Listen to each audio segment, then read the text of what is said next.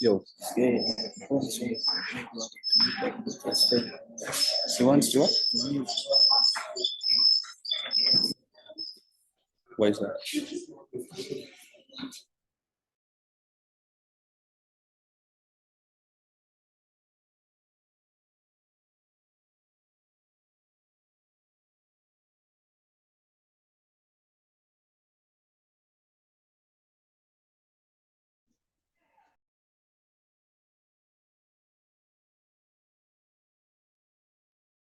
Good morning. If there's any question you put in the chat, I muted all of you just because some people were making noise. Someone is saying, I don't hear anything. Which ear is that which doesn't hear? Someone is saying, I don't hear anything. You don't hear or you don't hear? What is it? Okay, let us start our lecture. If you have a question, just type in the chat room. I muted the mics because some people are indisciplined, they don't mute. Okay, let us start. So the other time we introduced ourselves to business information systems. So today we are just taking off and we are having our first lecture.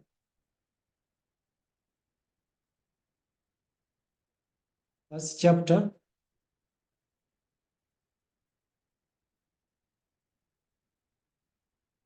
So we are having an introduction to business information systems. Let's look at the importance of business information systems. So when we look at today's businesses, so in today's fast-paced business environment, information is a critical asset. In all businesses, you see, information is very key. Like recently here at my workplace, people are not receiving emails. And everybody was on my desk. Emails, we are not receiving emails, we are sending emails. So there's no flow of information. So information is very key in businesses. It's a critical asset. People need to communicate. People need to communicate via WhatsApp, via email, via Facebook. Okay, people need to get urgent information, like salaries are being paid, payroll is sent to the bank through the email. Okay, all that is information flowing. So we are saying that business information systems, that's BIS, play a vital role in managing, processing, and utilizing this information effectively. So this information, which we are saying, which is a critical asset in all businesses today, can be managed, can be processed using systems which we call business information systems. Just look at Nkumba University.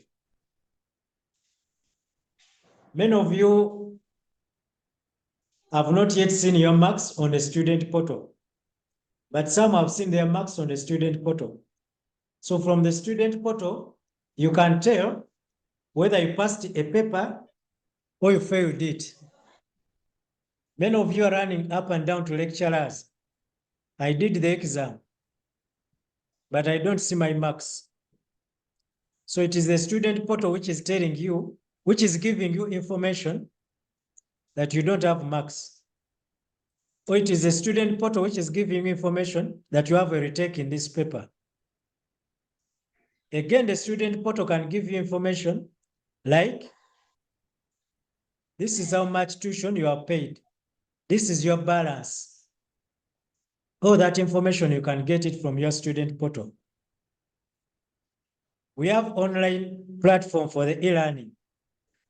You can as well go there and get notes for various course units.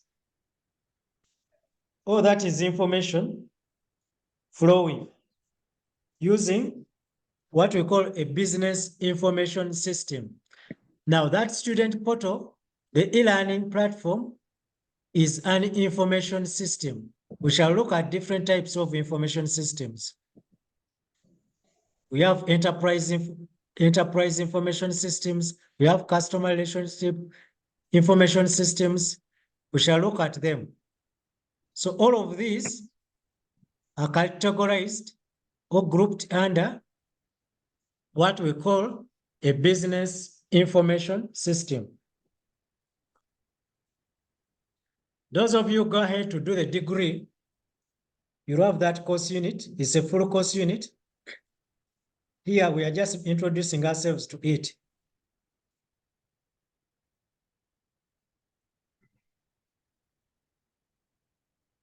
So they enhance businesses, business information systems, enhance business operations and strategic decision making.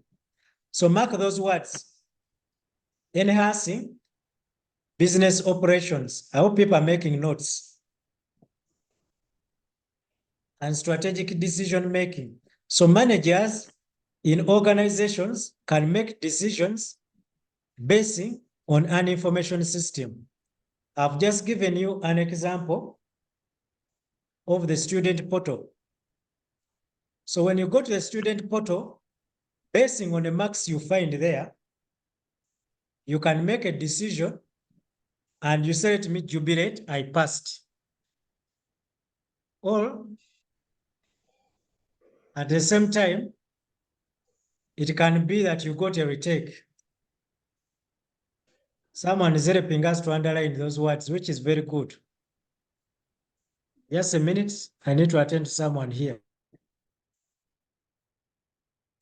The office, and I have to attend to some other people. Okay, someone was helping us to underline. So I've been talking about the importance of business information systems, and we have been saying they help people to make decisions. They help managers to make decisions. For example, again, the AR office, when they go to the student registration, so they can see that 2024 February intake, we got such a number of students in higher education certificate. Then 2023, maybe 2023, we got 200 students. In 2024, we have got 300 students. So which means the number is rising. So they can easily tell that 2025, we might get 500 students. So if we had a small lecture room, let us increase the lecture room because the numbers are increasing. That is a strategic decision making using an information system. Okay? Or they can see that in 2022, we had 200 students. In 2023, we have got 100 students. In 2024, we have got 30 students. So some message is being thrown to the management. Now the management have to ask themselves a lot of questions. Why is the number going down? So even 2025, we might, if we are not careful, we might not get any student. So management now starts to say, is the problem with the teaching that students are running away? Is the problem with the tuition that is too much, people can't afford? Where is the problem? So then the management can come up with a decision and say, okay, it seems we put the tuition too high. That's why students are running away. Let us reduce the tuition. Or it seems these students are not being taught. So let us get lecturers to teach these students. So those are decisions based on a management information system or a business information system. We shall look at these systems and we see how they help us to make decisions. So this module introduces the fundamental concepts of business information systems and their significance in modern organizations. So we are just going to look at the fundamental concepts of these systems. Any questions so far? Everything is clear.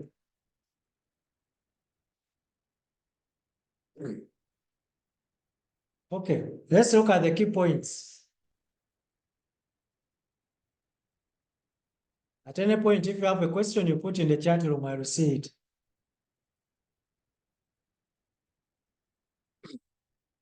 So information as a strategic asset. Remember, up we have said that information is a strategic asset. What do you mean by this?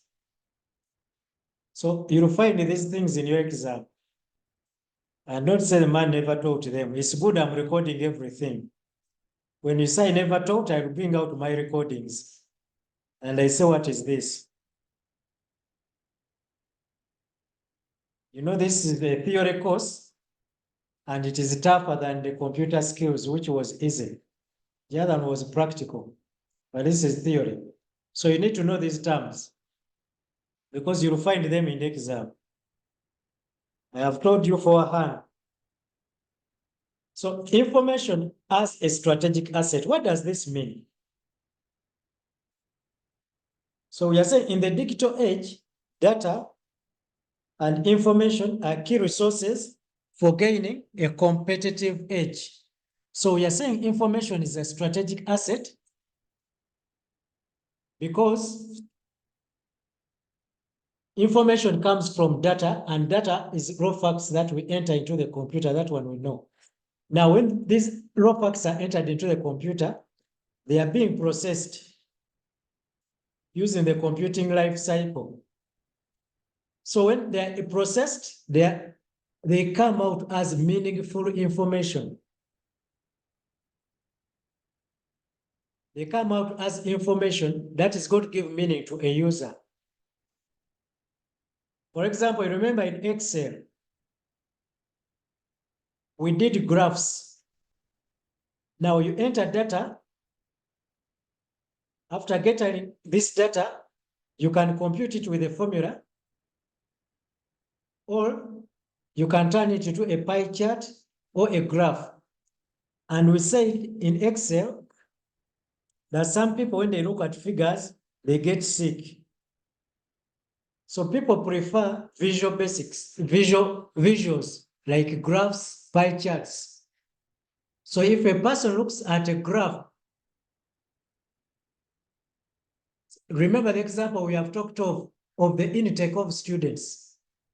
So a person may not understand the 200 students, the 100 students. A person may not easily tell that the number is going down. But when a person looks at a graph, at one point, the graph was high, and one point, the graph went down, and now the graph is going down. So a person can easily make a decision. So that's why we are saying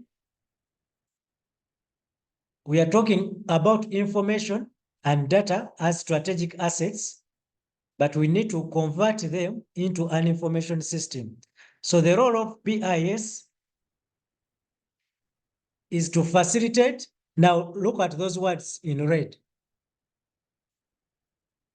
So the role of BIS is to facilitate the collection of data.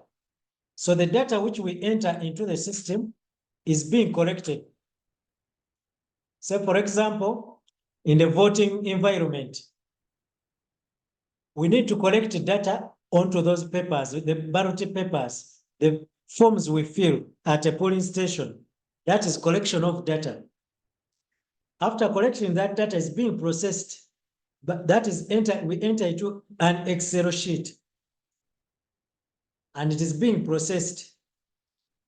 After processing it, at the end of the day, it will tell us who is the winner. Excel will tell us who is the winner. And then those results are being stored into the computer. So the role of a BIS is to collect data, then it processes the data and stores it. Let's go back to the student management system. The lecturer will mark your marks, and then the lecturer is going to feed your marks into the system.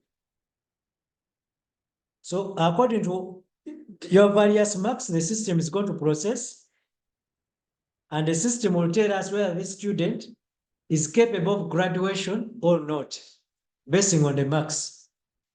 So if you have retakes somewhere, missed papers, no marks, the system will say this student does not qualify to graduate. That is why at a graduation day, we tell you to go to the admins and get a clearance form. So the admin goes to the system and puts in your student number. So the system is going to look and say, in year one, first semester, this student got a retake. In year one, second semester, this student missed a paper. Then in year two, first semester, this student passed all the papers. Then in year two, second semester, this student missed such a paper. So the system will process and say, according to this student doesn't qualify to graduate. So the admin will say, you don't qualify to graduate because of A, B, C, D. But when you fill all the criteria, the system will give you a green light and say, this student qualifies to graduate. So that is processing. Now, because of storage, all your records have been stored inside the system. Any management system which doesn't store data is useless. And then we have dissemination of information across various levels of an organization. Now, dissemination, that is the level which I have told you of the school admin who goes to the system and gets out your report. Some of you need academic reports, progress reports. The person paying tuition needs to look at a progress report. So that is now the dissemination level we are talking about across various levels of an organization. It could be you, the student. Now, when you go to the student portal, what is being disseminated is what you see.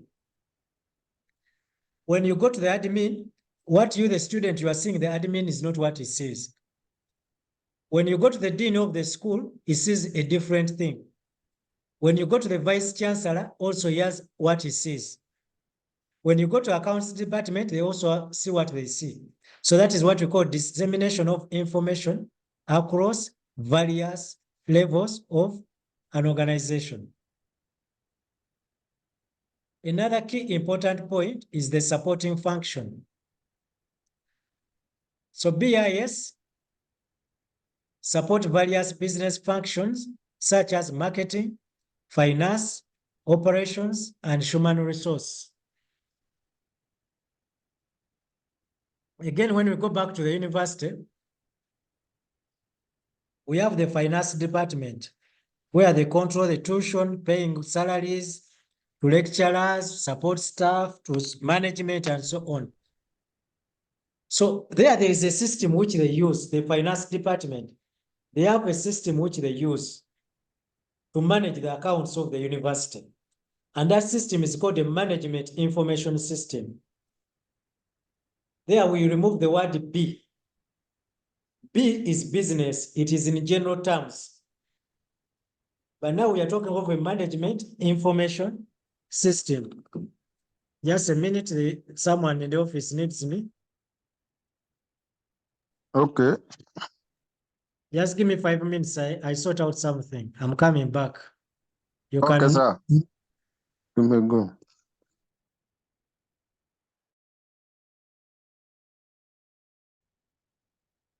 So we have been at a point of supporting functions. So we are saying BIS supports various business functions like the finance, we have finished finance. Then operations. Operations, those are, if you back at Nkumba University, operations, those are like academic register, these marks from different schools, various schools, a human resource is there. So those are just operations. When we talk of operations, we mean the daily activities that an organization does. So those are, well, that's what we call operations, like in a bank. In a bank, when you talk of operations, those are just things like deposit, customers depositing money, customers withdrawing money, customers taking loans, customers paying back loans. Those are operations. And then when you talk of human resource, definitely that one, you know, that one has to deal with the workers. So you can design a management information system that is going to manage workers, which can tell you which worker is on leave, which worker is going for further studies, which work gets what salary, which work took a salary loan, a salary advance. So all of those things are under a human resource. Okay. So those of you who are going to do IT, you have all this ahead of you. There's a lot of money in organizations who need these information systems. Okay. You can just design them. Just last week, I designed one for a certain parish. It just took me not even a day. I think it took me 6 hours to design it. And I was paid 2.5 M. They just called me. They needed something to manage. It's a Catholic parish. They needed a system to keep track of their baptism records, marriage records, expenditures, and so on. So just within hours, I got 2.5. So all of you can do those things. That's why we are teaching you. The problem with you students, you want marks. You don't want to learn. When we subject you to learn, you complain. The other day I was teaching a class of AI. And I was telling them to research on some things, and they were saying, give us notes, give us notes. Now, when will you learn to design AI systems when you want notes from lecturers? Okay. Any question concerning the strategic points?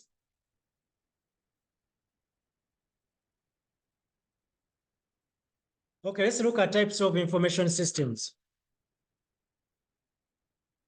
So you're saying BIS can be categorized into different types of, based on their purpose. Mark those words in red. So we categorize them based on the purpose and scope. So this lecture explores the main types of BIS and their functions within an organization. We are talking about purpose and scope. Let us begin with the transaction processing systems. Now, this is a BIS which is categorized by purpose. A transaction processing system. Last semester, I gave your friends a question on this. Good enough, majority of them did it very well. I hope if it comes back, you'll also do it. I don't know whether it will come back, but I'm saying if it comes back, don't say I never taught it, because I'm teaching it now and I'm recording. So transaction processing systems, I'll first give you a scenario of a bank. Every day in the bank, people go there to bank money. People go there to withdraw money. Just think of an ATM machine. Someone has gone there either to withdraw money or to deposit money. Okay? And this ATM machine is not only one. There are many across the country. So it is going to keep off track of what has been done each and every minute. So when you talk of a transaction processing system, we look at a system which is going to keep record of whatever takes place at every moment. I don't know whether the system at a gate is still working, but there was a system at a gate. When you come, I don't know whether it was working also for the students, but at least for the lecturers, when you come, you present your card, and then they record you that you have entered. When you go out, as you are going out, they record you that you have gone out. It worked last semester, but this semester I've not seen it. You know, Ugandan things, they work when they have just come. But afterwards, I don't know what happens. But whichever the case, if it is there, I'm not sure whether it is still there or not. But this semester I've not seen it. So transaction processing systems, these are systems which are going to track each and every transaction that takes place at that very moment. It keeps track. So process routine, that's the word routine transactions. Transaction processing systems, they are abbreviated as TPS. They do the routine transactions. For example, the sales of a company. You see that some companies, like talk of a medical store, every medicine they sell, they keep a record of that medicine. In the bank, I've told you, every transaction which is done by a customer, they keep a record of that transaction. Then inventory management. Inventory is about the assets an organization has. So they buy a car, they record that on such and such a date we bought a car at such and such a time. They buy a computer, they record at such a date we bought a computer at such and such a time. They buy land, they record on such and such a date. All these are transaction processing systems, routine transaction processing systems. So they continuously keep track of what is taking place. Then we have what we call operational level support. All this is still under transaction processing system. We have the operational level support. So the operational level support, it means these systems are helping people in daily operations to do their work easily. Like the person at the teller machine who is capturing your deposit or your withdrawal or your loan. That person is at an operational level support, is using a transaction system we have talked about above. So those people who use those systems at that level, we call them operational level support. I hope transaction processing is clear. We shall see another type of processing, which is not transaction, which is online analytical processing. We shall see that later. But that's now the transaction processing. That is timely, is on the spot. At the time a transaction takes place, it is done. And the people who operate at that level are the operational support. We shall see a level of managers later. Then we have a management information system, which we abbreviate as MIS, Management Information System. So this one summarizes and reports on operation activities. It gives a summary and gives a report. Like at the end of the day in the bank, every end of the day, they balance the books. Those people who work in the bank, they can never go out unless the books are balanced. That's why you see the banks, they close at 5, but they stay inside until the books balance, because they cannot come in the following day to work when the books of yesterday never balanced. So they have to use that time first to balance, then they can start on the fresh page next morning. So we are talking of a management information system. It's capable of summarizing and giving a report of operation activities. So at the end of the day, we can tell that we have had 200 customers depositing money, and they have deposited this much. We have had 300 customers withdrawing money, and they have withdrawn this much. Okay? And the people who work on that, those we call them middle management decision support. So we have middle management decision makers. When we go back to the bank, these are the supervisors. So now start looking at these things when you go into organizations. The people you see at the teller, they work in the first one, which we talked of, operational level support. Those are the people who sit at the tellers. So from those ones, we go to another level, which you call the middle management decision makers. Now, in example of the bank, these are the supervisors in the bank. These are the supervisors. Okay?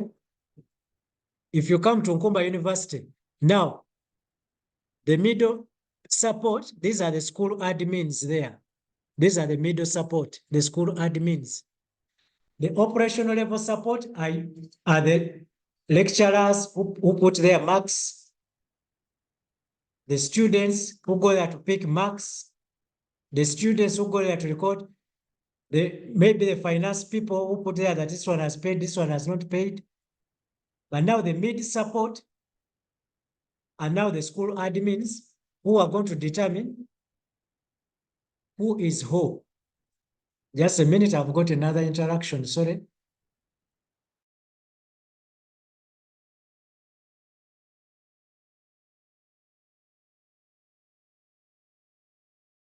Office, and being an IT person here, a lot of challenges come in and okay. We have been at the middle managers who who make the summaries and make reports. Okay. Then the third element we go to, that is the decision support system. Those of you are doing IT, this is a full course, you will study it. It's a full course. Even management information system. Those of you are going to do BBA. There's a full course on that. There's a full course unit called management information system. You will do it. There's also a full course unit called decision support system. You'll also do it. Those of you who are doing IT. So decision support systems. Now, at this level, we are talking of the top managers. We are talking of top managers. The managers are those who are above the supervisors. If we take an example of Nkumba University, those are the school deans now. We are talking of the school deans. When you go to the bank, there's usually a supervisor and there's a manager. Now we are talking of the manager, not the supervisor. The supervisor stopped at the middle management. So at decision support systems, so these managers, they are going to look at the reports which come from the above, the summarized reports. So for them, they're not making reports, no. They are looking at the other reports which the other people made, okay? So now this decision support system provide interactive tools for complex decision making. Now, these are the graphs which I told you about. These are the pie charts which I told you about. So this manager is just going to look at the graph. He's not the one who designs the graph. They will give him the graph from the report. And for him, he looks at a graph and says, how come in 2022, the graph was high, and in 2024, the graph has gone down? So for him now, he's going to make a decision. Basing, so he's going to say, according to this report, this graph I've seen, we should not continue with this course because we shall not get students. Or we should see where the problem lies if we are to get students. So at this level, we are talking about people like, here we say assistant managers, but usually in the Ugandan system, we don't have things like assistant managers. We have supervisors and we have managers. Usually Uganda, like at Nkumba, we don't have assistant dean. We have admin and a dean, but there should be an assistant dean. But usually Uganda, they skip that position, maybe because of issues of salary. So we just have managers. So at that level, that's where the managers operate at all levels. And they are able to make decisions. Like a dean in the school is capable of making a decision. Many of you have come to me saying, my marks, my marks, my marks, and I have sent you to the dean.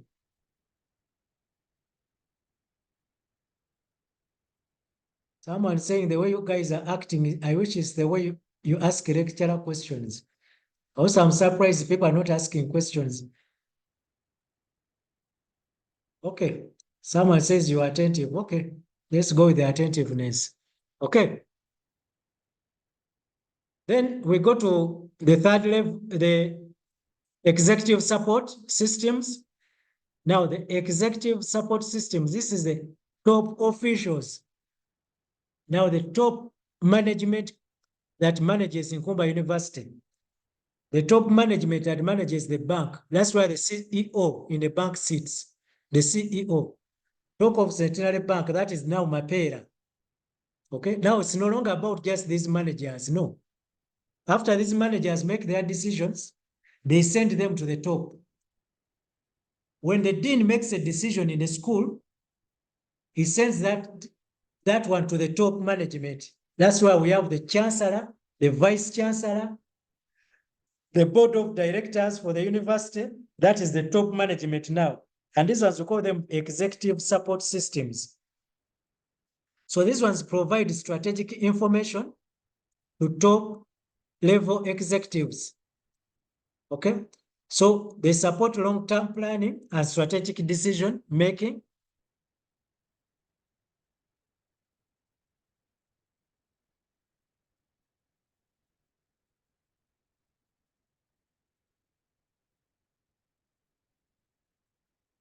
And then there's one which I've skipped. I thought it was the next slide. I don't know how it missed that slide. That is, you can write it down. That is online analytical transaction processing. Online analytical transaction processing. It is abbreviated as OLAP. OLAP, online analytical transaction processing. Now, the online transaction analytical processing, what it does, this one helps these top managers to make a decision based on past data which was entered into an information system. It is based on past data, that historical data. It looks at historical data. I can give you an example of the ATM machine. If the bank puts an ATM machine at Nkumba University, so for you as users, you are interested in going, putting your card and you withdraw money, you go away. That is what makes you happy. But that's not the makes happy the top manager in the bank. The top manager in the bank looks at the salary he pays the askari who keeps that machine, looks at the electricity he pays because the machine uses electricity. He looks at the rent he pays because he's paying rent there. That's not his premise. So at the end of the month, this manager is more interested in how many people have used this machine. If this machine has been used by 2 people in a month, is it worth the salary I'm paying the askari? Is it worth the electricity I'm paying? Is it worth the rent I'm paying? So this is going to help the manager to make a decision. He's basing on the past transactions. The manager is not interested in how many people have used that machine today. No, that's not his interest. His interest is how many people have used this machine in the last month. How many people have used this machine in the past year? This machine has been there for 1 year. If in a year, 2 people have used the machine, if you are the manager, will you continue paying rent for that machine? Would you continue paying the askari? So you can so that is called online analytical transaction processing. This one is making decision based on past records. And these past records come from the transaction processing, which we saw earlier on. That is the routine transactions. Okay, let's look at information systems and organization hierarchy. Now and again, I've been talking of managers. I've been talking of operational level, mid, and so on. Almost I've already explained this. So when you look at in an organization like the bank, like the university, we have hierarchies. We have who reports to who. Okay. And as you know, the higher you are in the hierarchy, the more money you get. That is why many of you have come back to study. Maybe because you want to improve on your salaries. So the higher you are in the hierarchy in the organization, the more your salary. But unfortunately, the reverse is true. The higher you go, the less the work. But when the lower you go, the more the work, but the less the salary. But the higher you go, the less the work, but the more the salary. That is how nature, there's nothing we can do about it. People at the bottom work a lot, but they get very little. People at the top, almost they do nothing. They just read through reports, but they get more money. That is the nature. There's nothing you can, in all organizations, be it in Nkumba, be it in the bank, be it where, that is the nature. So for you to be able to get more money, it means you have to read more books. Okay, let's look at operational level, which we saw already. So the operational level, these are the bottom level. People at the lower level who use the system. That is the transaction data processing, which we saw already. And these are people who do the day-to-day activities and controls. That is just operational level. Then managerial level. Now, those are the supervisors, the assistant managers. They work at that level. They do the monitoring and control of operations. If you go to our university there, those are the school admins. Okay? So short-term planning and decision-making. Those timetables that are very confusing, they are done by those admins. So they do the short-term planning and decision-making. They are the ones who make a decision and say such and such a time, this course unit will be taught. That is short-term planning. Those are school admins. Then when you go to the strategic level, we have the long-term planning and strategic decision-making. Now that is the Senate, which makes those decisions. However, at times, external environment analysis can also come in. So for example, the Senate can say that the higher education certificate at Nkumba University, I don't know how much you are paying, but I'm just supposing they can say the higher education certificate will be 1 million. And they advertise. But all of a sudden, Kisubi University, which is very near Nkumba University, advertises the same certificate, and Kisubi University says it is for 500,000. So that is an external influence that is going to hit Nkumba University. So students are going to say, why should I pay 1 million at Nkumba University? Yet at Kisubi it is half the price. So students are going to run to Kisubi University. And eventually Nkumba is not going to have. So Nkumba will be affected, and that is now an external influence. Nkumba is going to say, Kisubi is having 200 students in higher education certificate. And Nkumba University is having only 10 students. Why? Because Kisubi is paying 500 and Nkumba is paying 1 million. So Nkumba is going to be forced also to go down and pay 500 so as to get students. So those are called external factors, external environment analysis factors. This can force you, just think in the bank. Centenary Bank might be giving a loan at 20%. Absa Bank can be giving the same loan at 18%. Housing Finance can be giving the same loan at 15%. Now, if you are the client, which bank would you go? Would you go to Centenary, which is giving at 20%, yet there is a bank which is giving at 17%? So some Centenary Bank will be forced to lower down its rate so that it gets customers. So sometimes these people make decisions based on these external environments. Let's look at the role of IT in business strategy. Role of IT. So information technology is a strategic enabler for businesses. Mark that word in red, strategic enabler for businesses. Information technology, that is IT. Now, we have been talking of business information systems. Now we are narrowing it down to information technology. Okay? There are so many branches you can deal with. You can talk of computer engineering, software engineering, but now we are looking at a branch of information technology. Technology just means a scientific way of doing things. So businesses have been there, but now they are seeking to do their businesses scientifically. They are choosing to exchange information scientifically. And that's what we call information technology.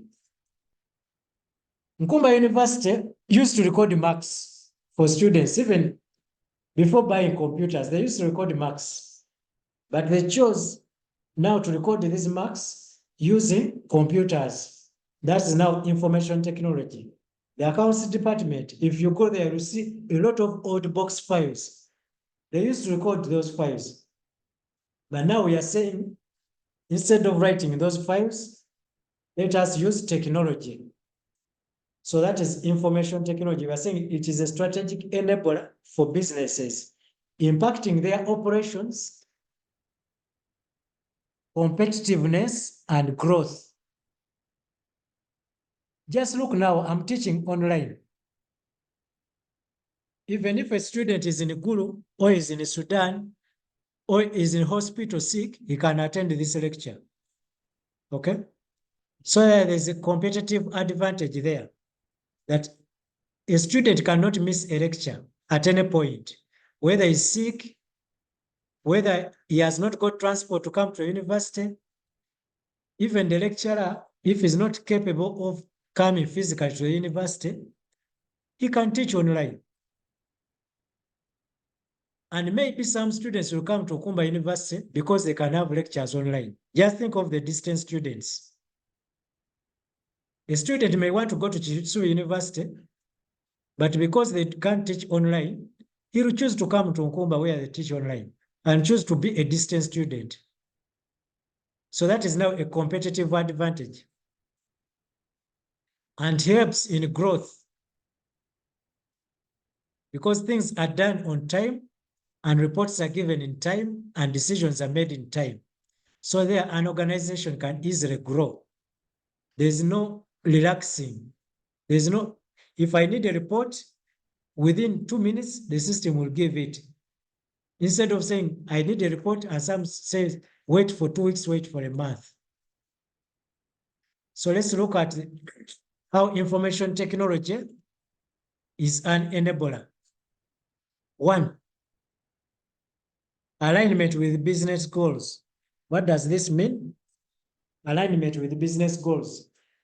So when we talk of alignment,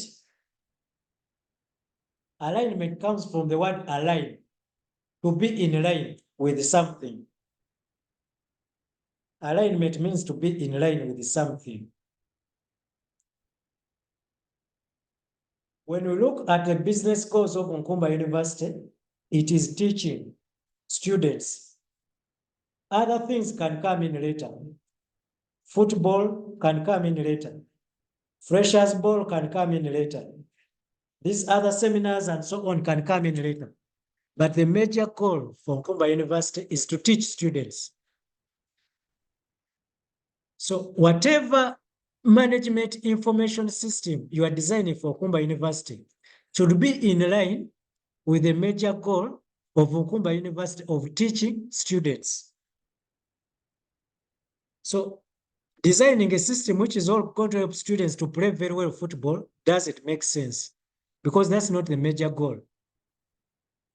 So we are saying information systems or IT initiatives should be aligned with the overall business strategy of an organization, of a company. If you are to design an information system for a bank, that information system should be in line with the deposits, withdrawals, loans, reports for customers, giving them bank statements, because that is the major goal for a bank. It deals with deposits, withdrawals, loans, and reports. Then a competitive advantage. Effective use of IT can lead to differentiation and cost advantage. So competitive advantage means, I can give an example of Makerere University and Nkumba University. If you go to just after this lecture, you go and check the website of Makerere University and check the website of Nkumba University. You may find that the website of Makerere University can give you more details of a certain course. They can tell you to register on this course, you need such and such and such minimum requirements. And they can tell you that this course, this is the course outline for this course, before even you go to the university. But when you go to Nkumba website, you may find they have only said, we have higher education certificate. That is it. No more information. Now, my question is, what is in higher education certificate? What do I need to do? I'm in a Gulu. I don't have transport to travel to Nkumba. I don't have transport to travel to Makerere. I'm in a Gulu. So, because Nkumba has not given me enough information, I'll straight away click apply now at Makerere. Because Makerere has told me the course name, what I need, and what they are going to teach. Nkumba has told me the course name, but I don't know what I need, and I don't know what they are going to teach. It requires me to move to Nkumba. So there, Makerere is going to steal that student, and that's now a competitive advantage using information technology. And that makes the differentiation we are talking about here, differentiation and the cost advantage. So many organizations lose customers because of the branding. So, for example, the way you are selling a commodity, let me say you are selling gorillas, okay? Now, there is gorillas, the quick snack for the kids. You see those people, the way they package those things, they put on colors which are so attractive to the kids. Now, before the kid knows even the taste of the gorillas or the taste of the quick snack, this kid is first of all going to be attracted by the colors on the package. And he's going to say, I need the other one just because of the colors. And when you look at things like quick snacks, they have gone ahead of putting gifts inside. Not because their products are good, but the kid will buy it because of what is inside. I don't want to talk about ladies, there is some against them. But please, I'm not against you, but let's use you as an example. Many ladies go to the salon to plait their hair, to make their nails. Why do they do this? Because they want a competitive advantage over other girls, over other ladies. And you see some of them even end up dressing naked.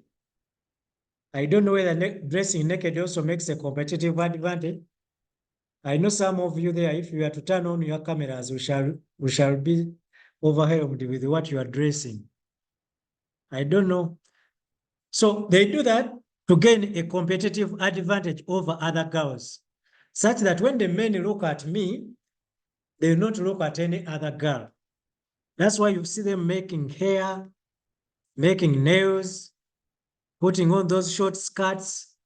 Some even bleach themselves to change their colors. Maybe from, oh, I don't know who told them that black color is bad.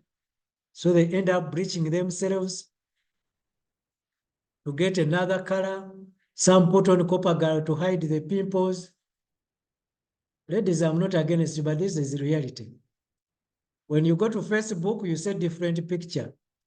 But when you go to meet the person, you don't even to tell the person that I'm the one who has come to meet you, because you are seeing a different person. So all of that is being done for competitive advantage. And we do the same in IT.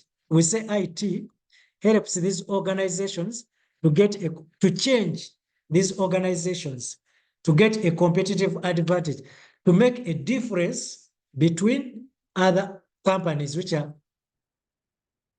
competitors, and to get a cost advantage. Then digital transformation. IT-driven changes, it reshapes the business process and models. What do we mean by this? I can still give an example of the university. When we say reshaping now, you can see we can handle lectures online, like I'm doing now. We can handle lectures online. So we are reshaping the normal classroom, which was physical. And by then, you are going to see many lectures are going to go online. The university is advocating for this, especially these theory papers. Why? Because online, students can attend lectures anywhere. Okay? There's no issue of saying, I was caught up at home. I have a baby, my maid went, so I could not come for lectures because the maid was not around. So we want to do away with those things to make sure all the students, wherever they are, they can get. So slowly we are moving away from the traditional classroom, and we are going to online classes. You are going to see many lectures are going online just because we want all students to attend. Now that is a digital transformation. We are digitalizing things. And you are going to see that later on, we are going to start giving assignments over the e-learning platform. That is digital transformation. We are going to stop this issue of giving assignments physically. We are going to tell you, go to the e-learning platform, the assignment is there. So you pick the assignment from the e-learning environment, you do it because there's a deadline. When you don't put the assignment on time, the system will cut you off. By the time you go to put your assignment, it will not accept it. Okay? So that's where we are heading to. I have already warned you people. And I think you have seen that poster in your groups when they are telling you to go, I think around March. They are beginning March 11th, 12th, and 13th. They are going to teach you how to use that new system. Because that's where we are going. Digital transformation. Things are becoming digital. Okay? The university wants to keep track of these courseworks. Now, many of you are saying, sir, I don't see my coursework marks, yet I sent my work. The issue is, when did you send your work? The other system will be able to tell us. And that's why I tell you to send your work on my email, because the email cannot lie. Some of you sent the work after the exam, and now you are saying I don't have marks. I sent my coursework. You even take screenshots. This is a screenshot of the coursework. You see. Only go to check the work you sent it after the deadline. I don't mark any work after the deadline. That's why we give a deadline. Unless you come to me and you say, excuse me, I'm late because of A, B, C, D. Then I can say, okay, you hand in your work. But if you think you are going to just throw the work there after the deadline and a remark, no.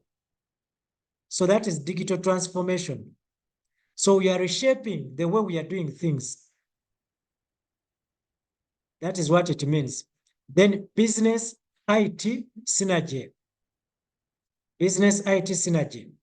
So this goes with collaboration between business and IT teams for optimal outcomes. Collaboration, this is what we are doing now, online collaboration. It means people no longer have to sit for a physical meeting. People can sit just 2 days back. I was teaching people all over Uganda. I was teaching them online how to use these online collaboration systems for our company. We have different branches all over the country. And I'm the country IT manager. So I was teaching them because people have been having challenges using these online meetings and so on. So I gave them a day. They all came online and all of them were studying at the same time in different locations. And this is what we are doing right now. We are studying at the same time in different locations. And now you see that many companies now no longer hold these physical meetings. No. They use what we call online collaboration. And that is IT. That is IT. We have things like Zoom, which we are using right now. We have things like Teams. Those of you, if you come into my class for information technology, I'll teach you those things.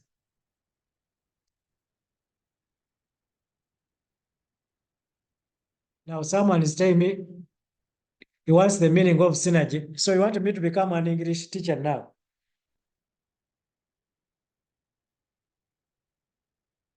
You go to Google or go to the dictionary.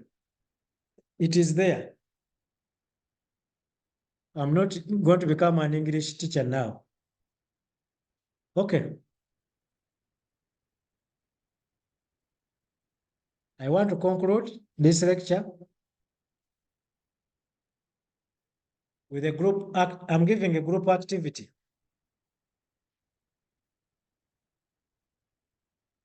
I am seeing here you are 20 members. You are 20 members. We are going to divide ourselves into 5 groups. 5 groups.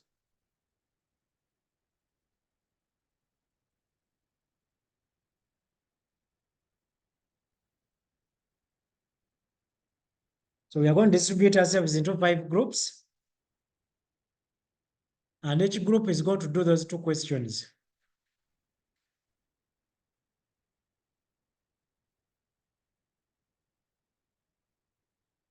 Each group is going to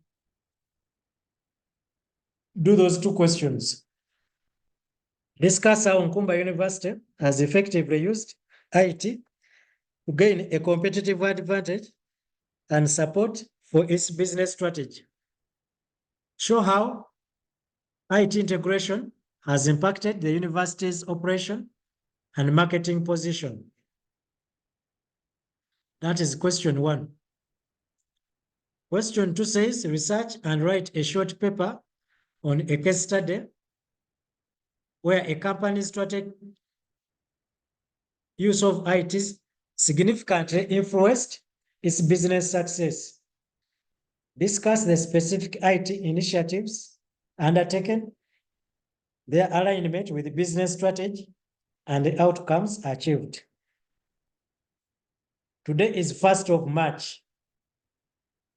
Today is 1st of March.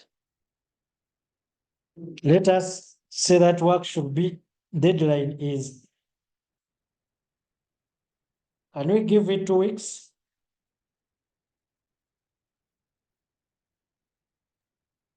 Now someone is going to tell me we are doing a lot of course units, we have a lot of work to do.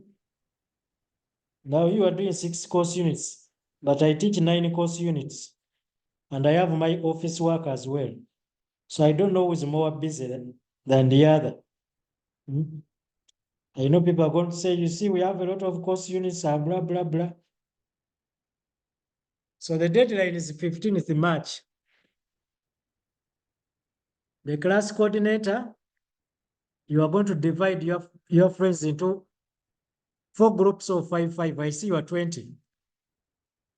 I don't know if there are many other students,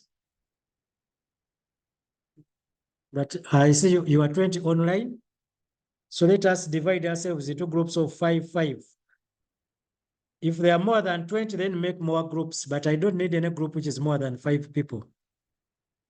So class coordinator, please make those groups and post those groups on the platform so that people are aware of which group they are.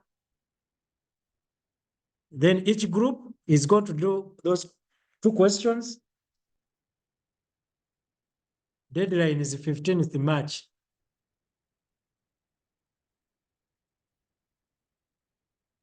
Now someone is putting a question in a group. Excuse me, sir, if you don't mind, can you elaborate for me more about the project work that you sent to us?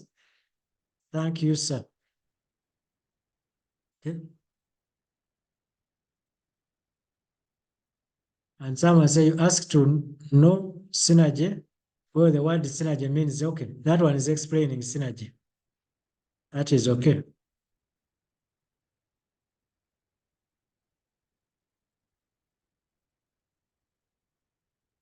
All right. Any other question?